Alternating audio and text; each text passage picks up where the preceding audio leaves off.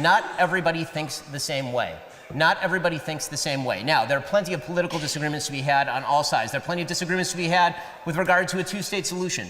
But there is no disagreement to be had between the values of Hamas and the people who support Hamas and the values of the state of Israel or the values of the West. Anybody who equates those values is making a serious category error. Well, the president of Oxford University speaks to Ben Shapiro about Israel-Palestine and Western values. Before we get into this video, 80% of you in the last 28 days that are watching this channel are not subscribed.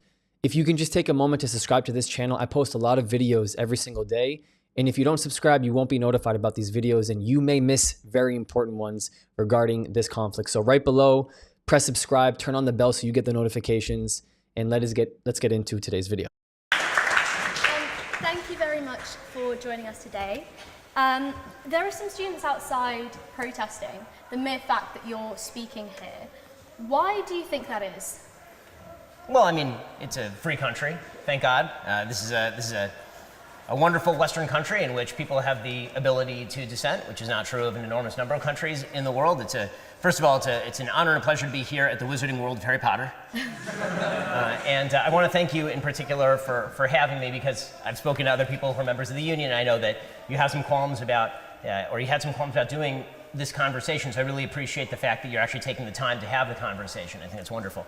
The fact that people protest you is nothing new. I mean, people on the right protest people on the left, people on the left protest people on the right.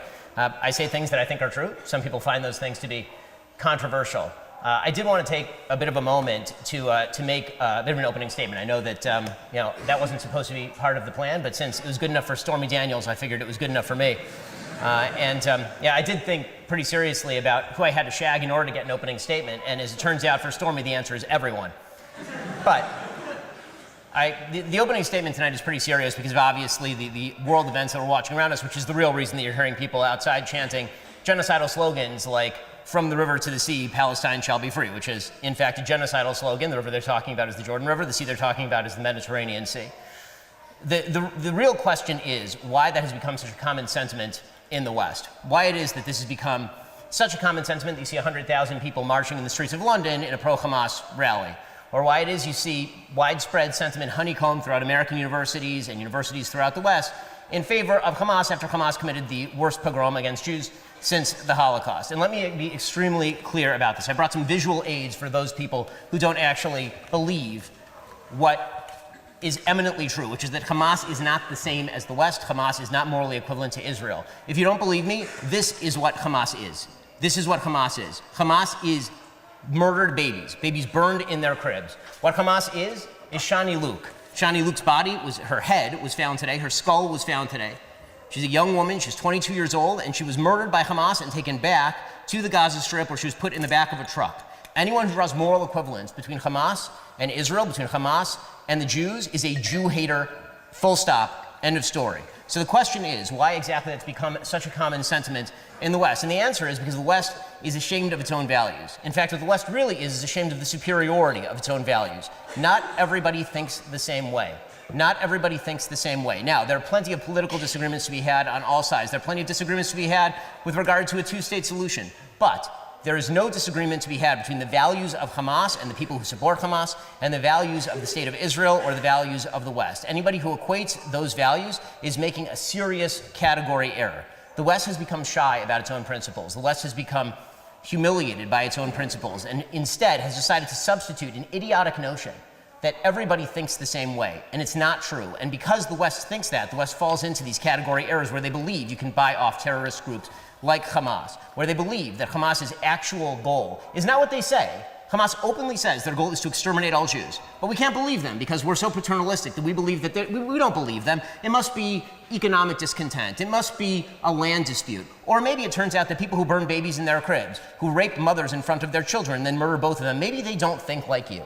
Maybe they don't think like me. Maybe these are people who have a different worldview, and that worldview cannot be combated by pretending it away with morally relativistic bullshit. Maybe that is what we are watching in the West. And so what the West actually has to do is start to have a little bit more respect for its own values. And back in 1933, this union voted in humiliating fashion the so-called Oxford Oath that they would not defend king and country. And that was used by people like Hitler, like Mussolini, to believe that the West was weak. Any civilization that will not defend its own values, any civilization that creates an equation between its own values and the values of groups like Hamas is weak. And that is not something the West can afford. Now, 6 million Jews died in camps and died in ditches, waiting for the West to discover that its values were superior to the values of the Nazis. The state of Israel exists so that the Jews don't have to wait anymore, and thank God for that. But this is not about Israel for the West. What it is about is whether the West is going to defend values that actually matter. It's about whether the West is going to recognize once and for all that its values are not the same as those of groups like Hamas, that not everything can be talked out in negotiations in a room, that the people who would do the sorts of things that we saw on October 7th are not morally equivalent to people who try to target those terrorists, who are trying to kill those terrorists, while the terrorists themselves are bragging about putting civilians atop their rockets.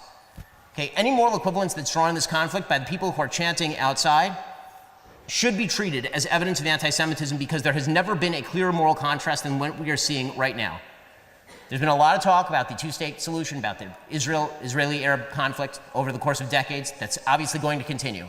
But if you cannot take sides between what we saw on October 7th and what we see in Hamas and what Israel is doing in response, you have lost all moral credibility. I give a lot of credit, by the way, to the people in the audience. I know that not all of them are there to defend Israel, for sure. I know not all of them are fans of Israel, for sure. And I definitely know not all of them are fans of Ben Shapiro. But I do give them enough credit to being in the same room as him, to have the audacity to listen to him and not be outside. You can even hear them outside. It's so intentional, bro. And good for the ones who are in the audience who have the ability and maturity and enough decency and respect to at least show up in the room. I'm not saying that they're all there to, suddenly have their minds changed, but as long as you show up to the room, it says enough about your character to me in a situation like this, where it's so easy just because you have an Orthodox Jew wearing a kippah who clearly is publicly pro-Israel to choose not even to show up, or even better, go outside and protest. In a 2019 interview, you said that hate speech is a principle that does not exist. And in 2021, you said that no one should be fired over a tweet. However, just a couple of weeks ago, you tweeted that if you work in the media and uncritically and reflexively parrot the genocidal, Jew-hating terrorist liars Hamas, you should be fired. So why have you drawn a line there? Why do you draw a line for people that you disagree with, but for yourself there is no line? Oh no, I draw a line for people I disagree with when those people tend to back terrorist groups. So if you back a terrorist group, I don't feel that you are within the boundaries of free speech. I don't think there's no such thing as an Overton window. There certainly is an Overton window. I just think it's very, very broad. I think openly supporting terrorist groups is beyond the Overton window. Also, by the way, if you're parroting the claims of Hamas. So is that hate speech? Is that hate speech? So no, you said it's not free speech. Hate speech is not a legal category. Hate speech as punishable by the government is not a legal category. That's a different thing from the idea that I have an obligation as an employer to hire somebody who supports Hamas or Al-Qaeda. I certainly do not. Mm-hmm. And when it comes to the members of the media parroting Hamas, they shouldn't just be fired because they support Hamas. They should be fired because they're unbelievably crappy at their jobs. If you're parroting the Gaza Ministry of Health, which routinely lies about its statistics, as said by the Washington Post in 2014 and the New York Times in 2014, and still the Washington Post and New York Times are uncritically parroting Hamas, well, at that point, you're really bad at your job. And you should be fired for being that bad at your job.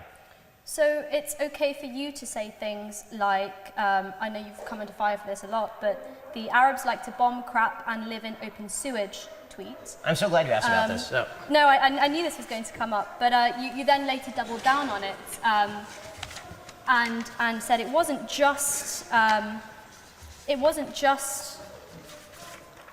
Arabs that it wasn't just.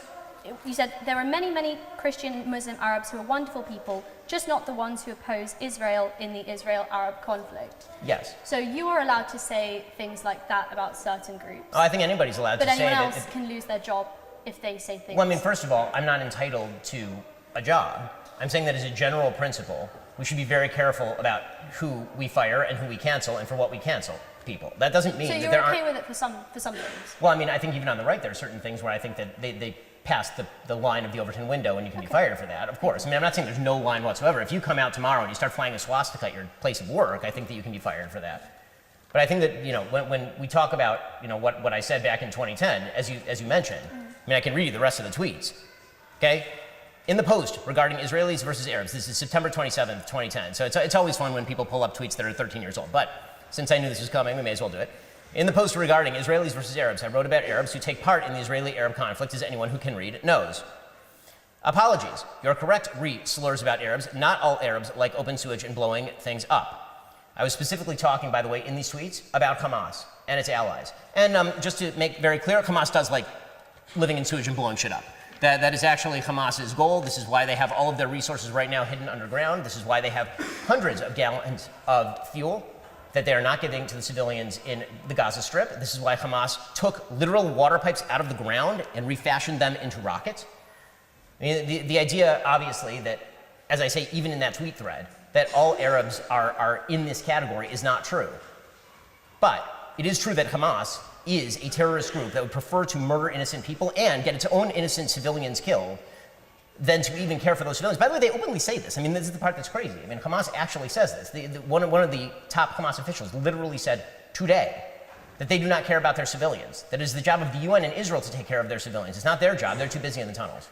Recently, you appeared on your show and you said the only solution is for Israel to annex the Gaza Strip and kill enough sons of bitches to make sure this doesn't happen again. Is that not using the same rhetoric, the same bigotry and violent rhetoric that you are accusing others of using? No, because I'm talking about Hamas. No, I'm talking about Hamas. They should kill as many Hamas sons as bitches as they can find. How many Nazis do you have to kill to stop Nazi Germany? Do you not make a distinction between Hamas and innocent Palestinian civilians? Of course I do. You're the one who's not. When I say sons of bitches, I'm specifically referring to Hamas. I've made clear in every single podcast that I have done that civilians that the Israeli government seeks to protect civilians. They do. The amount. I mean, I've seen the tapes. I've seen the actual operations that they do. This is one thing that people who are in the pro-Palestinian or anti-Israel camp at this point, because I'm having a very difficult time differentiating the two, they throw words into your mouth because when you talk about eradicating Hamas, because they do not differentiate Hamas from Palestinian people, they then follow up by saying, oh, so you think it's okay and totally justified to just kill Palestinians. It's categorically not the same thing. And here's an example of it where Ben did a really good job of throwing it right back at her. They make to protect civilians are so far and away more than anything remotely like anything else in the region or really in the world that to suggest otherwise is ridiculous. And of course, when I'm speaking about the sons of bitches, I'm not talking about normal Gazan civilians who I've routinely suggested ought to be protected as best can be done in a war zone. That's not the same thing, but when it comes to Hamas, yes, I hope that they kill every single member of Hamas. I hope that every single member of Hamas is killed. But the Gaza death toll is now reported to be over 5,000. Almost half of the population of Gaza is under the age of 18, and those are statistics that have been supported by the WHO and Save the Children.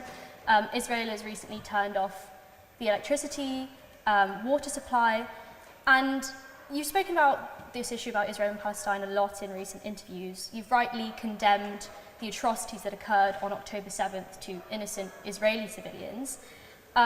I tried to find videos of you condemning the deaths of innocent Palestinian civilians at the hands of the IDF or Israel, but I couldn't find any. Right, because I don't draw moral equivalence. I just wanted to ask you directly, will you condemn the deaths of innocent Palestinian civilians in the same way that you do innocent Israeli ones? Absolutely not. And the reason I will not is because the killing is not done in the same way or with the same purpose. That's like saying that do I condemn? That's like saying, will I condemn the person who murders a baby in their bed by burning them alive the same way that I condemn the police officer who's trying to arrest that person and accidentally kill someone in the process? Of course not. Those are not the same thing, not remotely. But there have been innocent... do you not sympathize with the life of an innocent Palestinian child? Of course I do. That's why Hamas should surrender today. Hamas should surrender today. This bullshit that it's Israel's responsibility to protect Gazan civilians in a way that Hamas doesn't have to protect Gazan civilians, or that what's happening right now is not the result of Hamas's terrorism and currently holding over 200 hostages, including babies, in custody. That's insane. Trying to draw a moral equivalence between people who are making targeted strikes against terrorists, who are hiding underground in tunnels deliberately, violating international law, in violation of the Geneva Conventions, holding the other side civilians underneath the ground while not providing their own people fuel, not providing them food, not providing them medicine, and that I'm supposed to equate Israel attempting to make targeted strikes with Hamas literally sending 2,000 terrorists across another nation's border and into civilian areas with no military goal, with purely the goal of murdering those civilians. I don't. Let me ask you, why exactly would you equate? I'm asking you no, questions well, I here, mean, Mr. you got Shapiro. several questions, so I'm asking.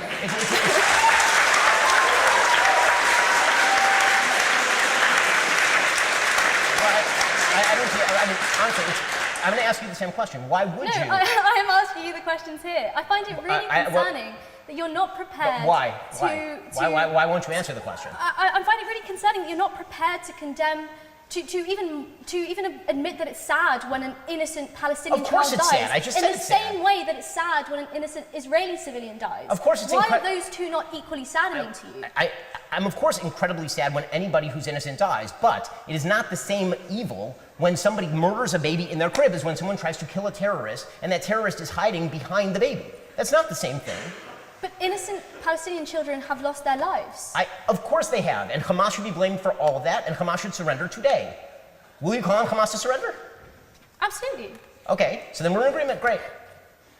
Okay. This is where I would probably have given a different answer if I was Ben. I'll be honest with you. Not that the equivalence, like the situation that he's providing for an innocent baby being killed versus a baby being killed because its father or uncle or whoever is hiding behind the baby, it still is tragic. I think sometimes Ben's delivery can get misinterpreted. Here's a perfect point. And honestly, you can tell obviously by the timing of this video, this is an old clip, but there are still hostages being held in the Gaza Strip. 50 of them are still not home. We don't know how many are still alive. We have a guesstimate, but like, this is where I will say that I probably would not have given that response if I was Ben. Or I would have given a different one. You have recently shifted from, or not recently, you have also shifted from doing a lot of serious interviews on Israel-Palestine to moving to more pop culture sort of things like your 43 minutes commentary on the Barbie movie. Sort of the reverse. To be fair, I did the Barbie movie first, and then war broke out in the Middle East. Fair enough. I didn't do the Barbie movie after that. No. Why do you? Why have you decided to do this? Why the shift? Why doing them both at the same time? Why the 43-minute long rant about the Barbie movie? Because it was funny. All right, sorry. I thought there was something else to be added there, but I just think I think that sometimes his delivery and sometimes other people who are trying to make a point. By the way, this was way earlier in the war where clearly emotions like were fresh wound, fresh off the entire event. So, but that's not excusing his ability to say, because he didn't say it's not tragic, and he also didn't say I just wish they die. He keeps reiterating, has reiterated, as I do and we all do, that Hamas needs to be destroyed. And I like how he uses the word Hamas and not Palestinians. He's talking about the group of people that single-handedly started this war and the group of people that the IDF do their best at single-handedly trying to target. The same group that uses its own people, knowing that Israel is single-handedly coming after them, which then leads you to believe that Israel's not doing just that. That's the issue with the media that we're seeing. Thank you so much for all of your support. If you haven't already, just like I said in the beginning of the video, please do subscribe. Here is a note from me. Here are 4 ways you can help us grow if you believe in our mission. On Buy Me a Coffee and PayPal, you can directly contribute to helping this message grow and reach more people across the world. If you want to join the inner circle, join our Patreon with different tiers, and of course, our Discord community, which is free with people from all across the world. The links to every single one are in the description. And last but not least, to the other Barak community, I love you. Ani ohev otchem. I'll see you guys next time.